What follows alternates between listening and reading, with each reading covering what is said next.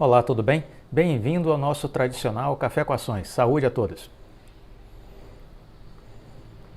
Café com Ações é um giro de notícias, informações, conteúdo sobre economia, bolsa de valores, investimentos. Sempre com um bom café especial, café arábica, vale a pena experimentar. Vamos falar sobre os resultados da Oi, muitas notícias sobre os resultados do terceiro trimestre da Oi. Vamos começar pelo canal Teletime. Oi tem queda nas receitas, prejuízo cresce no terceiro trimestre. A Oi voltou a apresentar no terceiro trimestre um resultado ainda fortemente impactado pelo desempenho do segmento corporativo e das tecnologias legadas. Mesmo já tendo mais da metade dos negócios da empresa no segmento residencial desde o último resultado, o crescimento da fibra ainda não conseguiu compensar totalmente as quedas nas demais frentes. Com isso, o prejuízo líquido quase dobrou, conforme apresentou a operadora no balanço financeiro divulgado na noite desta quarta-feira, dia 10. A receita líquida da Oi no terceiro trimestre foi de 4,5 bilhões, uma queda de quase 4% no comparativo anual. O acumulado dos 9 meses também mostrou redução, 4,5%, totalizando 13,3 bilhões. Considerando apenas a nova Oi, a unidade que sobrará das vendas dos ativos Oi Móvel e Infraco Vital, a receita também caiu, especialmente por conta do desempenho dos negócios corporativos. No total do trimestre, a empresa registrou 2,2 bilhões, queda de 2,7%, enquanto no acumulado do ano foi de 6,6 bilhões, recuo de 4,3%. O segmento residencial, serviços fixos, contudo, mostrou um aumento de 2,4% no trimestre, sendo a maior parte, 49%, da receita da nova Oi, com 1,33 bilhão. De janeiro a setembro, somou 3,95 bilhões, um aumento de 2%. Considerando somente a fibra, a receita líquida totalizou 751 milhões no terceiro trimestre, quase dobrando, 96,4% de aumento. O resultado do mesmo período de 2020. No acumulado de 9 meses, a companhia já mostra um avanço de 136,4%, chegando a quase 2 bilhões de receita. Por outro lado, o cobre mostrou um recuo de 36,6%, totalizando 583 milhões no período de julho a setembro. Considerando desde janeiro, a queda foi de 34,7%, um total de 1,98 bilhão de reais, ainda maior do que a receita acumulada da fibra, mas muito próxima de ser superada. O B2B, que trouxe a receita total para baixo, ao apresentar um recuo de 9,3% no trimestre, totalizou 869 milhões. Em 9 meses, a receita foi de 2,6 bilhões, queda de 12,3%. Segundo a Oi, há um impacto da pandemia e da instabilidade no cenário econômico do país, além de renegociação de contratos com algumas empresas e governos, o que levou à redução de preços.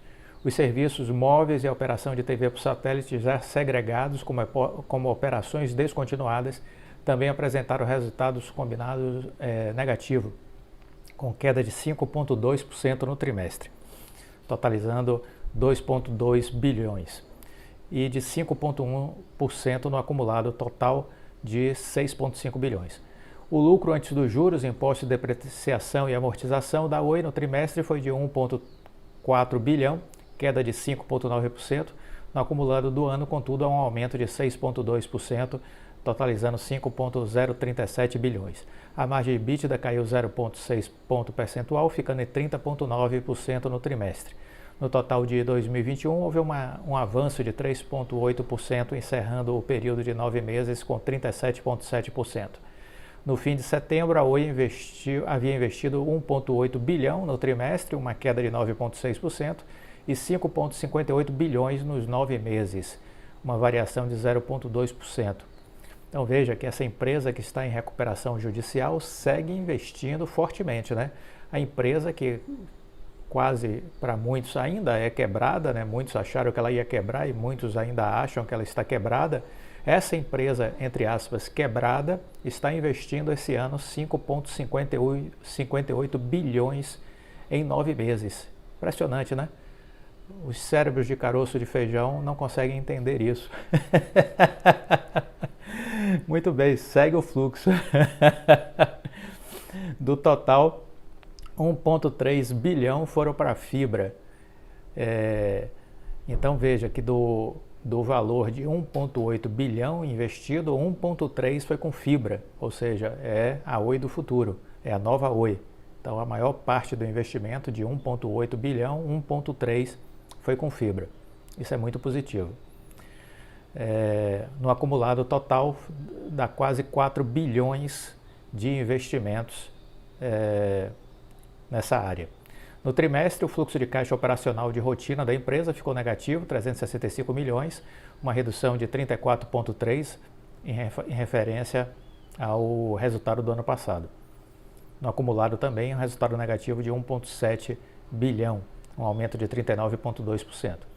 Desta forma, a operadora encerrou o trimestre com ampliação de 86,5% no prejuízo líquido consolidado, totalizando 4,8 bilhões.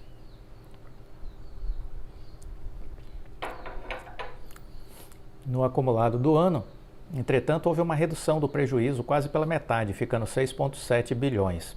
A dívida líquida da companhia aumentou em setembro, totalizando 29,9 bilhões, contra 25,7 bilhões em junho. A empresa justifica que houve aí uma desvalorização por causa do câmbio, do real frente ao câmbio, além dos desembolsos de debêntures que a Oi fez.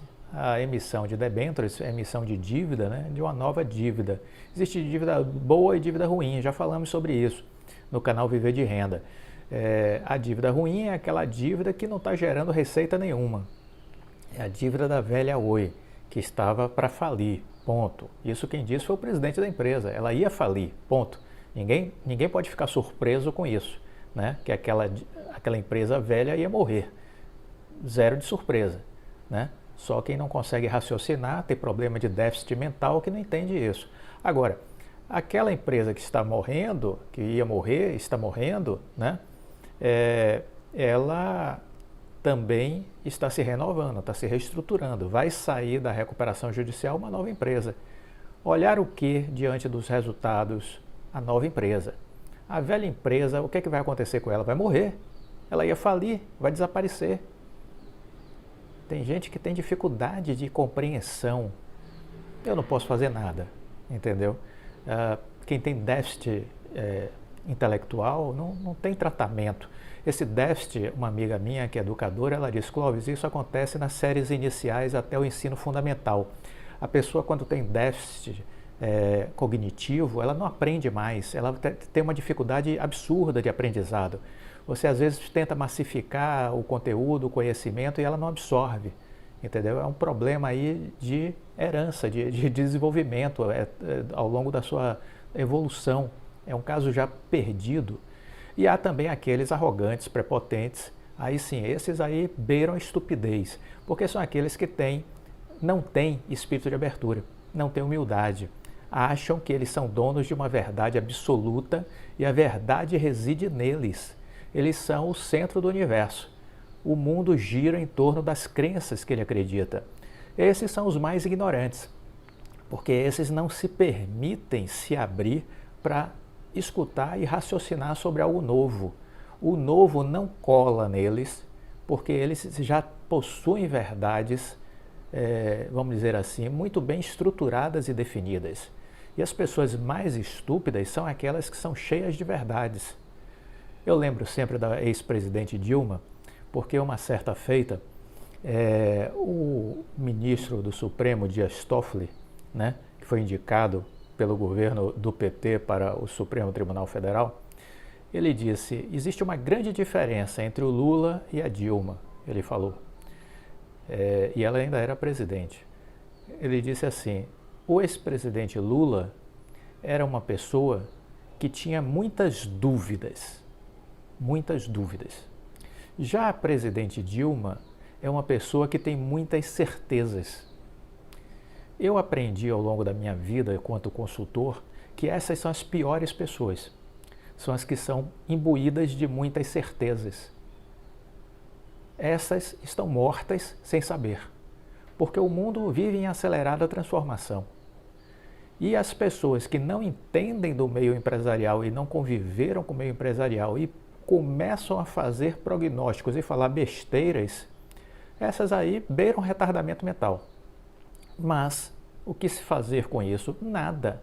Há pessoas que vão ficando para trás, não conseguem evoluir. Apenas 5% da população mundial torna-se milionária. Não é por acaso que 95% fica pelo caminho. A questão é, nós queremos ficar em que grupo? Dos 5% ou dos 95%? Essa é a escolha. Mas essa escolha também é pessoal.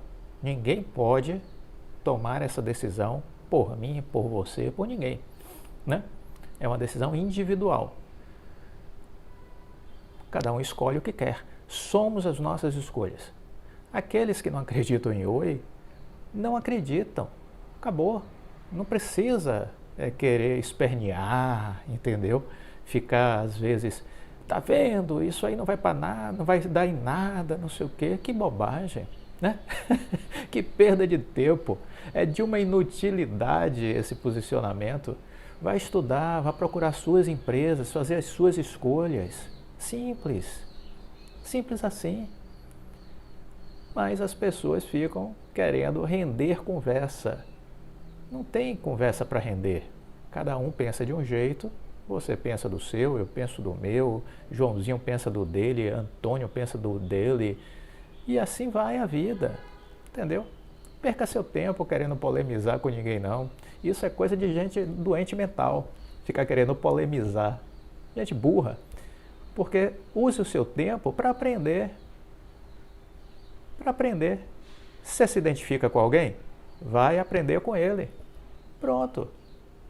Agora, gastar seu tempo querendo criar polêmica, querendo criar alguma coisa, não vejo sentido. Zero de sentido. Zero de sentido. Gosta da Oi? Estude a Oi. Não gosta? Não perca seu tempo com notícias sobre a Oi, que besteira. Isso é coisa de doença mental. Procura um psiquiatra. A nova Oi encerrou setembro com 13,73 milhões de acessos, um recuo de 4,6%. Desses 10,12 milhões eram de contratos residenciais, um recuo de 4,6%. A fibra já assegura mais da metade da base de clientes da empresa, com 5,9 milhões de conexões, um aumento de 81,5%. Por sua vez, o cobre caiu 43%, isso é ótimo. Encerrou setembro com 4,179 milhões de acessos, porque a lógica é essa, a fibra tem que subir, e rápido, e o cobre tem que cair, o quanto mais, melhor. Essa é a dinâmica que a Oi está fazendo desde que iniciou a sua reestruturação, né? A quantidade de casas conectadas com fibra aumentou 80%, 79,3%. Totalizando 2,975 milhões no trimestre. A empresa ressalta que foram 326 mil novas casas conectadas, das quais 298 mil no segmento residencial.